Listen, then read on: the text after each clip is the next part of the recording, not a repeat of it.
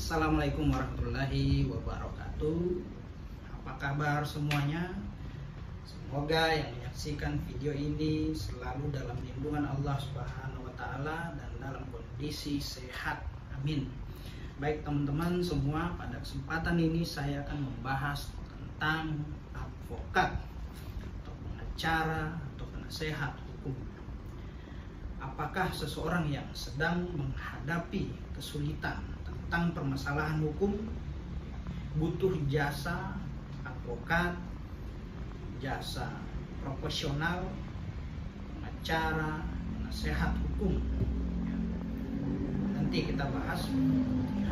Teman-teman, terkadang apa yang kita lakukan dalam kehidupan sehari-hari, tindakan yang kita lakukan, bahkan keputusan yang kita ambil menurut kita adalah langkah yang terbaik, keputusan yang terbaik, dapat saja menimbulkan kerugian terhadap orang lain, bahkan terhadap diri kita masing-masing, sehingga dapat menimbulkan akibat hukum bagi diri orang lain maupun terhadap diri kita.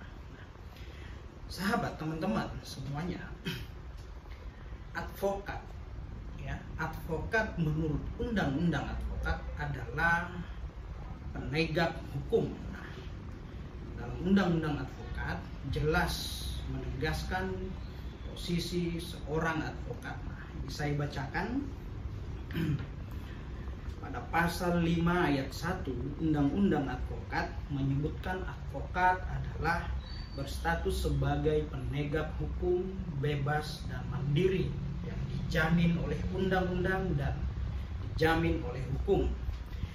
Maka kedudukan advokat adalah setara dengan penegak hukum lainnya seperti polisi, jaksa, dan hakim. Itu jelas ya. Jadi teman-teman, ketika seseorang atau siapapun itu tengah menghadapi permasalahan hukum atau bingung dalam hal menyelesaikan permasalahan hukumnya, maka sangat bijak menggunakan jasa seorang profesional, advokat atau pengacara atau penasehat hukum, ya.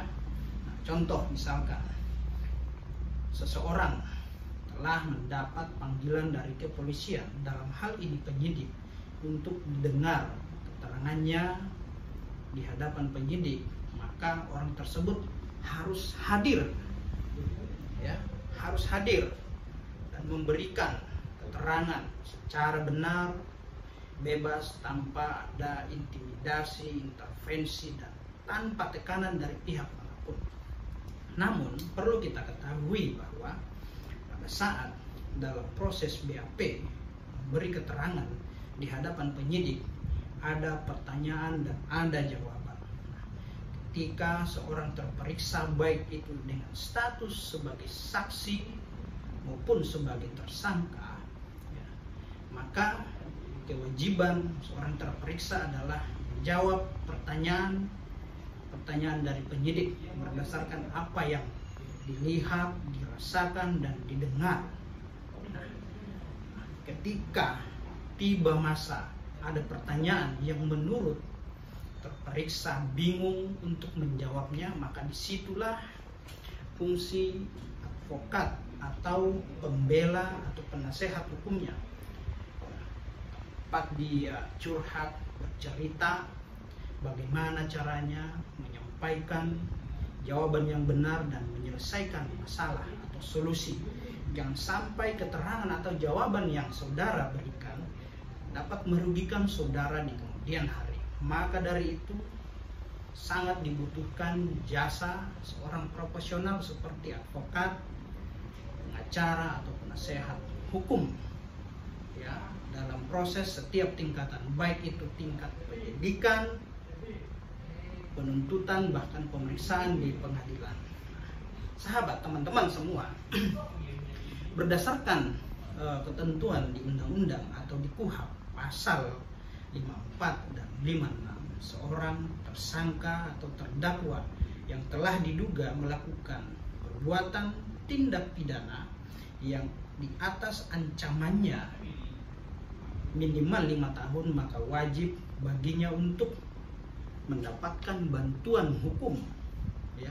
Wajib baginya untuk mendapatkan bantuan hukum, ya, dari advokat atau penasehat hukumnya atau kuasa hukumnya. Nah, seperti itu ya. Tujuannya apa? Ya, untuk mempertahankan hak-hak, untuk membela kepentingan hukum kliennya. Nah, seperti itu ya, sahabat, teman-teman semua. Jadi tak hanya meski dengan persoalan atau kasus pidana saja butuh bantuan hukum atau jasa advokat, tetapi juga terkait masalah kasus perdata, sengketa PT-UN, sengketa parpol, dan lain-lain. Nah, semua permasalahan yang menyangkut dengan masalah hukum, maka orang yang terjerat dengan persoalan hukum ya bijak ketika menggunakan jasa seorang profesional seperti advokat atau pengacara atau penasehat hukumnya. Nah, untuk apa? Nah, untuk membela hak-hak kliennya, untuk mempertahankan hak-hak kliennya. Nah, jadi perlu juga untuk kita ketahui bahwa kadang orang berpikir pengacara membela orang jahat, ya, orang yang berbuat zolim atau orang yang berbuat kejahatan. Tidak seperti itu ya, sahabat, teman-teman semua. Jadi pengacara atau advokat atau penasehat hukum datang untuk mempertahankan hak hukum kliennya, membela kepentingan hukum kliennya, bukan untuk membela perbuatan yang telah dilakukan oleh entah itu tersangka atau terdakwa atau siapapun itu. Jadi tujuan advokat ya untuk mempertahankan hak-hak kliennya, ya, membela kepentingan hukum kliennya, bukan membela perbuatan yang telah dilakukan oleh orang yang diduga melakukan perbuatan yang melanggar hukum ya. Demikian informasi yang dapat saya sampaikan. Semoga informasi ini bermanfaat untuk kita semua. Sekian, assalamualaikum warahmatullahi wabarakatuh. Salam.